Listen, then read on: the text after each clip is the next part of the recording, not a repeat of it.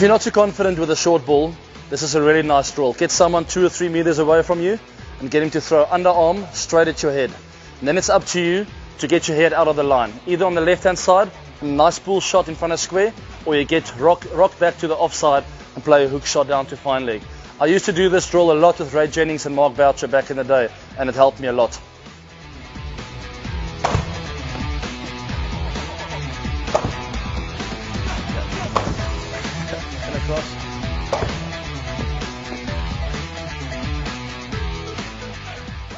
It's obviously important when they've got a square leg and a fine leg out to keep the ball on the ground. The further the ball goes outside of your eye line, the harder it is to keep it down. So you really have to get onto your toes and make sure you roll over.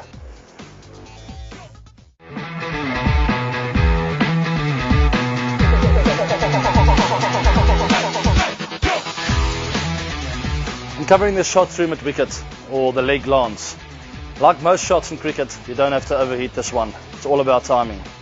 A couple of important parts for me about this shot is my back lift. Alright, I do my back in across, and then instead of getting back into plane, I come straight from first slip through to the leg side. I wait to pick up the line of the ball, and from there on, when I realize it's on the leg side, I don't come back into the plane.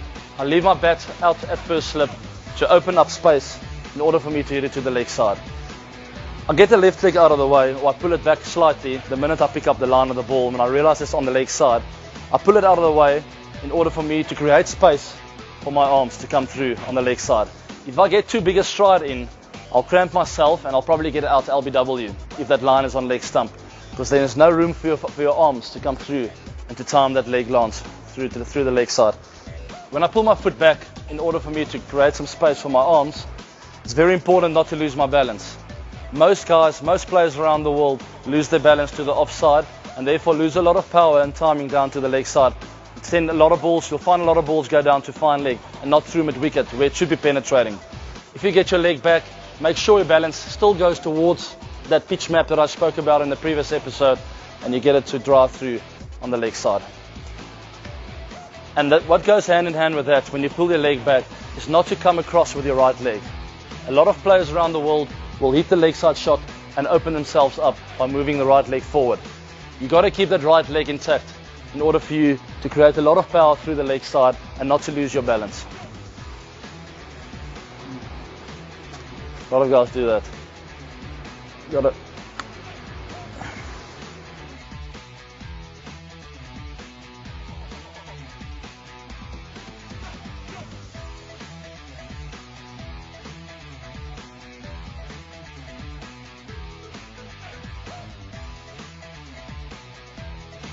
Let's hit some balls.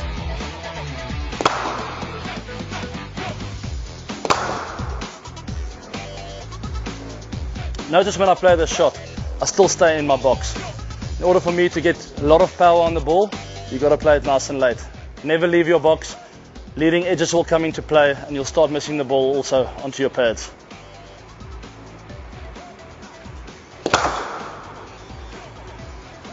See with that shot, I didn't come across with my right leg, even though the ball was quite a little bit of a distance down leg and very easy for me to walk across.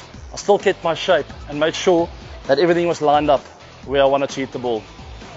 To get the perfect timing with this shot, it's really important still to steer with your front arm or your left arm when you're a right-handed batter, and then at the minute of contact, then you can get the right arm involved, and that's where the flick comes in, and that's where you can manipulate it through any area on the leg side.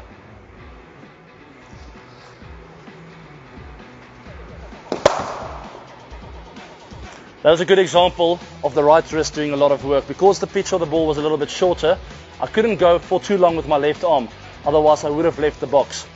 So it was really important for me to go nice and late and then let the right wrist do the work and work it down to the leg side.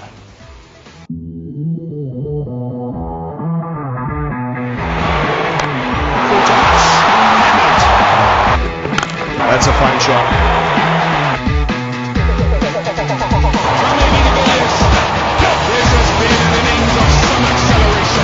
It took a bit of time, and I mean, watching myself for years on TV and some of my highlights, realizing when you time the ball better and when not, I sort of come up with a bit of a rhythm with my bat, jumping it up and down, And then at the point of release, with my trigger, I drop my hands, try and drop my bats and hands a little bit in order for it to go up again. It just feels natural for something to go down and then up. Instead of keeping it there the whole time, I feel a bit static. I've tried it before. I've tried to keep it here and just play like that. It also felt a little bit uncomfortable to me. The most important thing to me is to have the rhythm and to be still at the point of release, but to be in that strong position with your feet and with the back lift. And then I'm ready to go. It's a 52-ball 100 for AB Devilliers.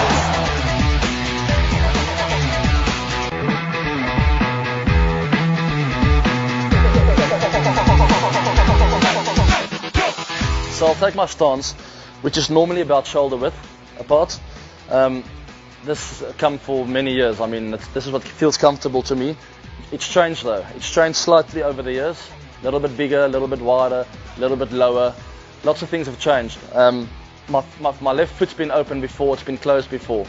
And there's nothing wrong with that. There's no right and wrong. As long as I feel comfortable at that specific day and confident that I'm prepared. So the day before, I'll hit a couple of balls. I won't hit it too well. I'll try and open my foot a little bit, keep the shoulder nice and square. I'll close it a bit until I hit the ball well. I'll walk out in the middle the next day and I'm ready to go.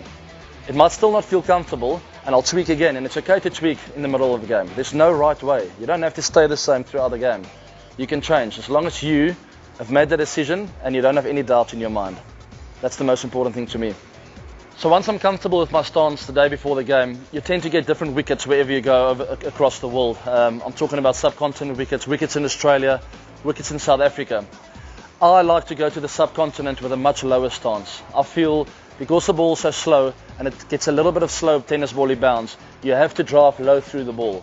The minute you're upright there, like I like to be in Australia and South Africa, you tend to hit the ball in the air much more often. So subcontinent conditions, I do bend my knees a little bit more and try and drive through the ball because that forces me to hit the ball a bit later. When you're upright, you've got nothing that's forcing you to hit the ball later. You just go on feel. Alright, so slower tennis ball bouncy wickets, low in your stance. Quick wickets, it's nipping around, it's got good quality bounce. You can be a little bit more upright and trust your hands to the ball.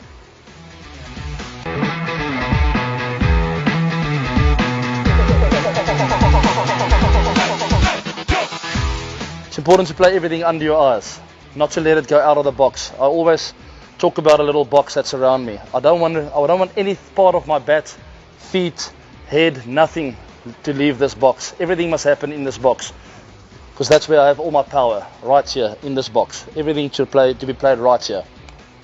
In golf, they talk about a compact golf swing. You got to feel like you almost swing in a box, and it's the same with my batting. I like to feel that I'm really pushed into a box and that I'm not allowed to leave this box. All right, I've got to play the ball within this box as well. The box will be different for every guy. For bigger guys, it will obviously be a little bit bigger. For me, I don't like to take a too big a stride because when the ball swings in, it'll hit me on my pad. So my strides are normally a little bit smaller, and I draw this box right around me. So I want to play the ball in this box. My hands are not allowed to leave this box because then I hit the ball in the air, and I'm a big candidate for a nick-off then. All right, so everything under your eyes, allow the ball to bounce and come into your box, and this is where you have all your power. This is where you can really, really cause havoc.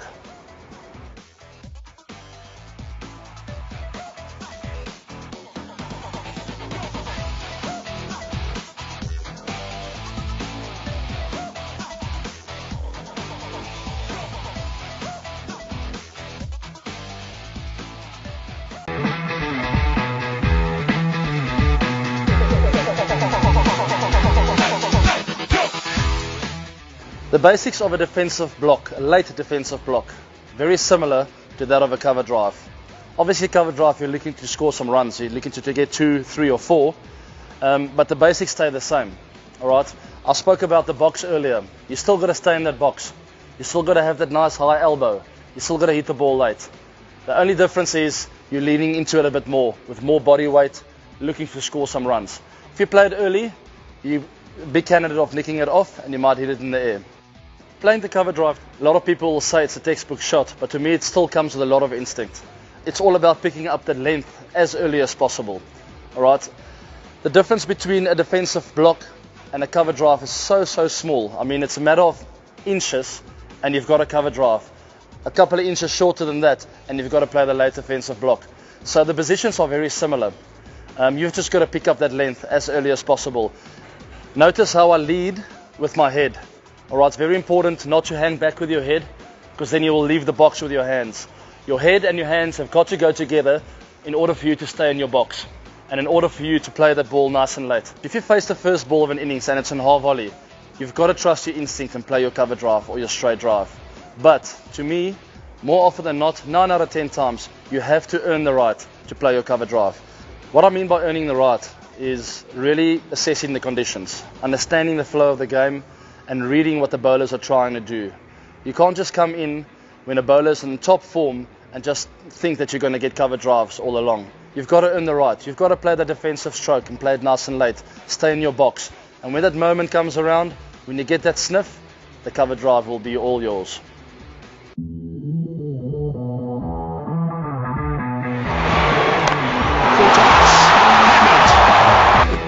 That's a fine shot.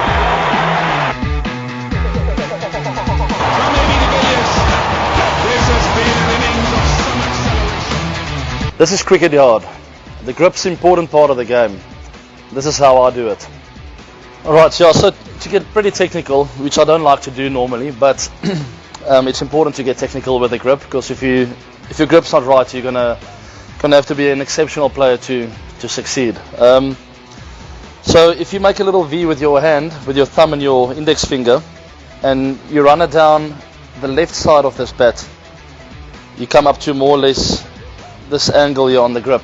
That's where I like to have my V of my left hand. Alright, and same with my right hand. I put it pretty much in the same spot there, just on the left hand side of the left edge of the bat. Alright, if I get the V's right, just on the left there of the middle of the top of the grip, I sort of just grip it then. When I hold it, it's important not to have an angle on your wrist. Alright, it must be really firm straight down, not bend this way or that way. And right throughout your shot, it needs to stay similar to this. Alright, this gives you really strong power in steering the ball wherever you want to. Your right hand is obviously the power hand. They talk often about the bottom hand, so this is the right hand for a right-handed batter.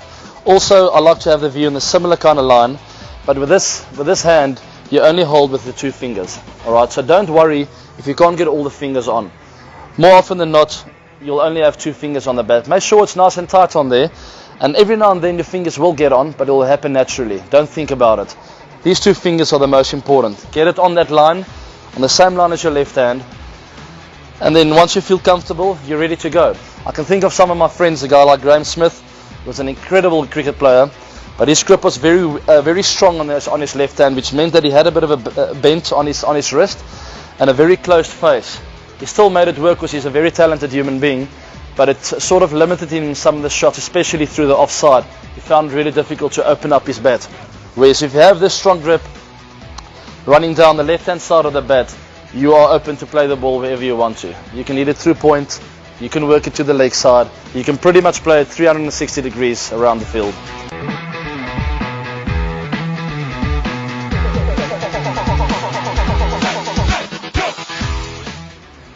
In a very funny way, the pull shot and the late defensive shot goes hand in hand.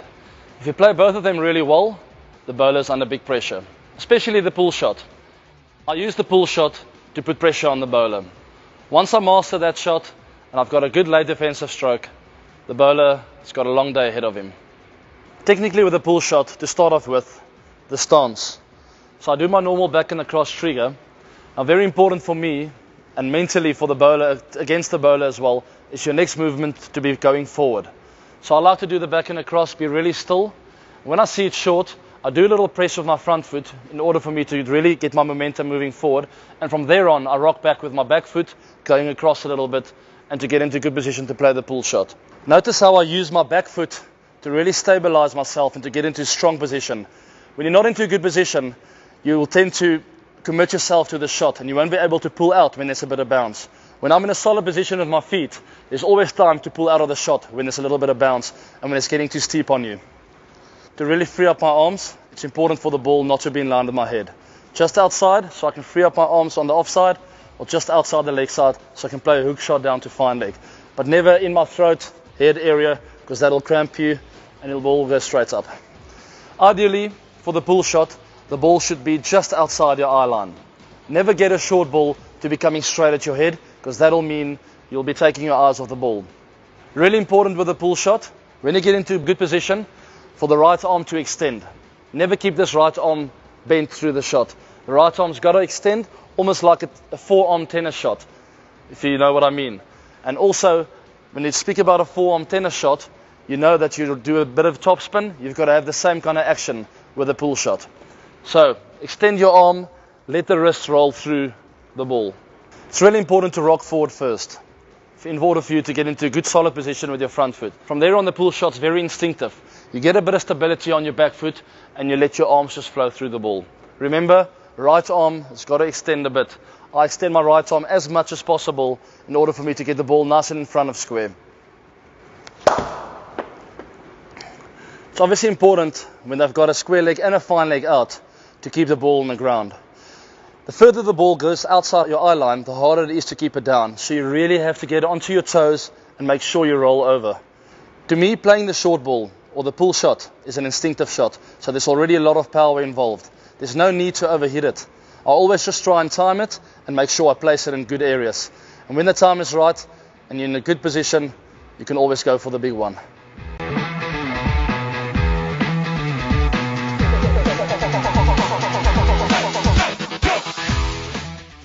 I like to start with a check cover drive instead of a full cover drive. That forces me to get into a better position when I'm checking it. I play this kind of shot a lot in the UK, where the ball's nipping around a bit and swinging a lot. It's really important for me to stay in that box and to make sure I check it and not try and overheat it. So the minute I overheat it, my hands tend to leave that box a little bit too early.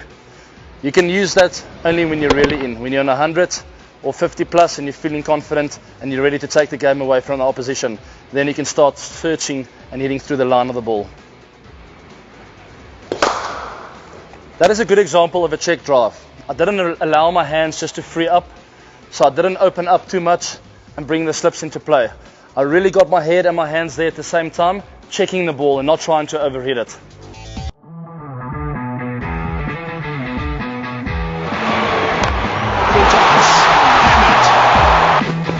That's a fine shot.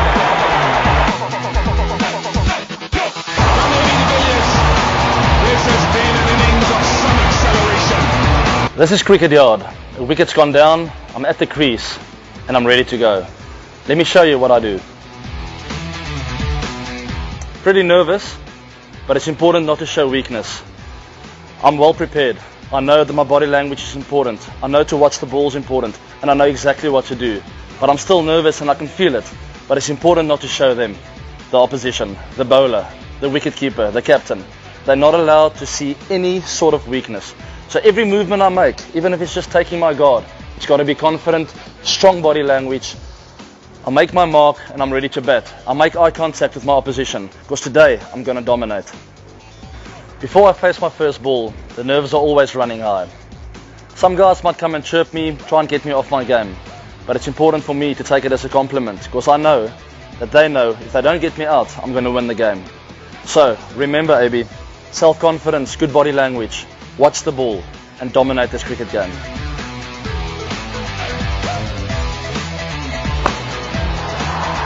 Has he found the gap? Yes, he has. Thanks for watching. If you liked what you saw, then hit the like button and subscribe to our channel if you loved it. Take a moment to hit the bell icon so you'll get notified of all our new latest uploads.